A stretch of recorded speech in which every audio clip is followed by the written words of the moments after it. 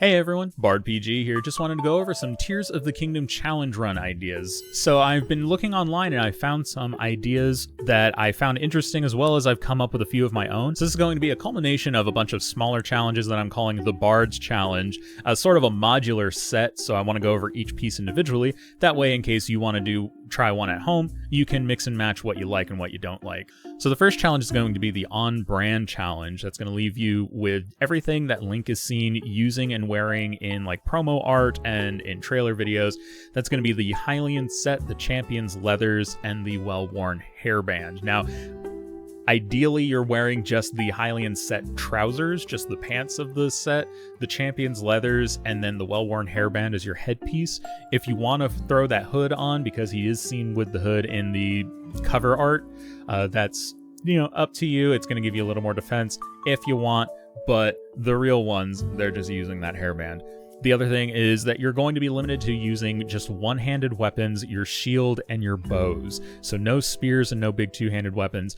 While it is known that Link has used big two-handed weapons in the past, his promo art, his brand is specifically that Master Sword and shield, but in this case you get to use any one-handed weapon and any shield as well as any bow.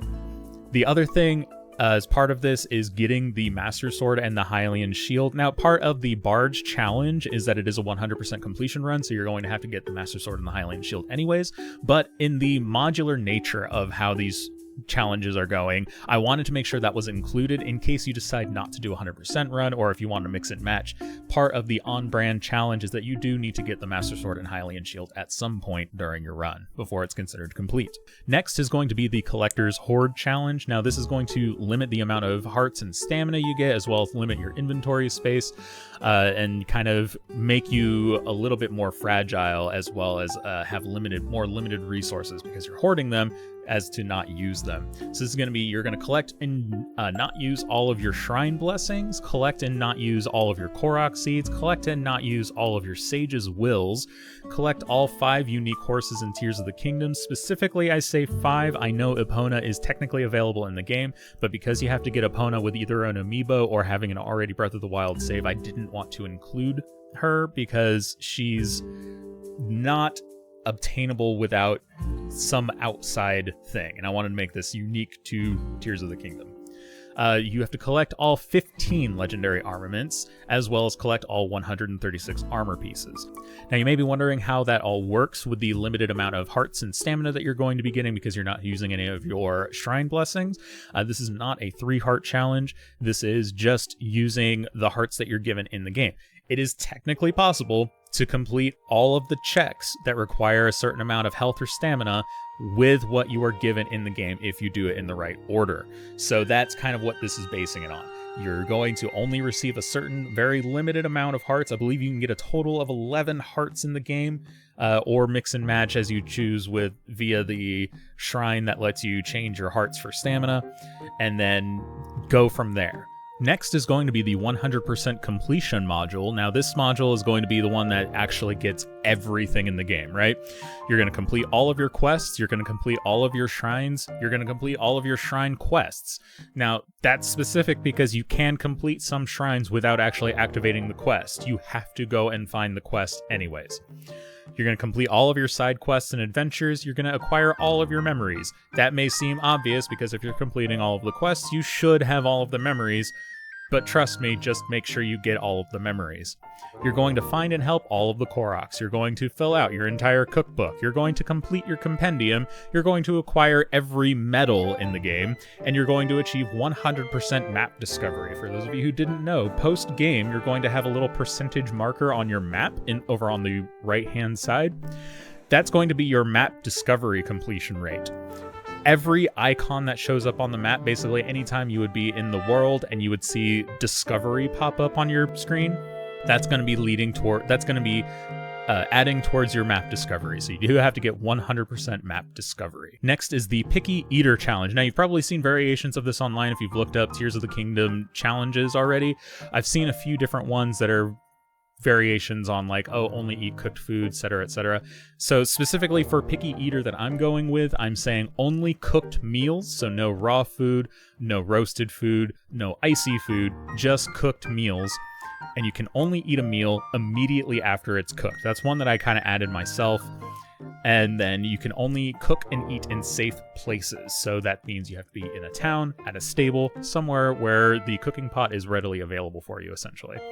You also can use elixirs, and you can create elixirs on your own. You can carry them around with you. You don't have to use them immediately. But you can only use them outside of battle, so you can't go mid-battle using an elixir. The last bit of that is if you're given food as a reward for something, there's a few NPCs who give you foods for helping them. You have to eat it or discard it immediately. You can't keep it in your inventory. Limited fast travel. Now, this is one that's been a bit debated online on whether it's even possible, so I made a few tweaks and adjustments on my own. The way I see it, there is only one required point where you have to fast travel, and that's during the tutorial. So this is something that starts after the tutorial is over, essentially. There is one required travel point at the very beginning where you are basically told, hey, you can fast travel. You should try it. Go back to that giant island that was way up in the sky that you no longer have access to because you jumped off of it. That's it. That's the only required fast travel point. It is technically possible to get out of the depths without fast travel. There are a couple pillars that are upside down and you can ascend through them. You could ride a dragon. You could build a contraption. I don't love that, especially in the early game. There's a very early head into the depths quest that it would kind of throw off the pacing if you tried to do that with no fast traveling. So what I've come up with is a limited fast travel system. If you didn't know already, all of the shrines of light and all of the light routes are connected. So if you have a shrine of light on the surface, it is connected to a light route in the depth. So my proposition for this challenge is only being able to travel from the light route to its connected shrine. So if you're in the depths and you want to fast travel out of there, you have to find a light route, and you can only travel to the shrine that light route is connected to. I thought this was a clever way to include fast travel out of the depths so that you don't have as difficult of a time, especially in the early game, as well as kind of keep it from breaking immersion because it's tied to something that's in the game itself, the light routes that are connecting the shrines to the depths. You can also optionally choose to allow the travel medallions. I will likely be using the travel medallions in my run. I think they're fun. I don't think they're too obtrusive in the game. I think it makes sense. You only get 3 of them. You have to place them yourself, and they kind of make sense. They're sort of like a device that's given to you rather than actually anything that's game breaking. I don't know. I think it fits. The last one is called Solo Run. This is simple. It's just no sage powers. Once you acquire the sage power, you turn it off. You never use it. You can use the sages during their quest line, but that's it. I've concluded a couple other challenges here. These aren't going to be a part of my run that I'm going to be recording, but just fun ones that I thought were kind of interesting that I came up with. The Dragoon challenge based off of the Final Fantasy Dragoon. These are going to be wearing the dragon armor sets, the attack up based on specific weather condition armor sets. You can only use spears, and you can only fuse dragon parts to your weapons. That's it. That's the whole thing. You can consume food and elixirs that have dragon parts in them, but you can't consume anything else. And then just as part of that modular nature, I've also included that you have to complete all of the Gleeok hunts to successfully complete a Dragoon challenge run. And the other one is the Barbarian challenge. Similar to the Dragoon challenge, you have a specific set. You can only wear the Barbarian set. You can only wield the big two-handed weapons. They're called long swords in the game. It doesn't matter if it's a long sword or if you turn it into an axe or a club or whatever. It's just you can't use the spears, you can't use the one-handed swords and shield, and you can't use bows.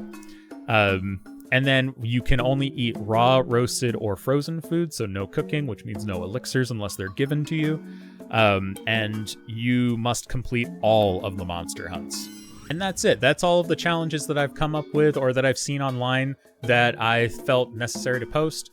I'm going to have a spreadsheet that has all of this information in it. It's going to be linked down below. You can also see there's a lot of other useful information in there, like cooking ingredients, how they impact your meals.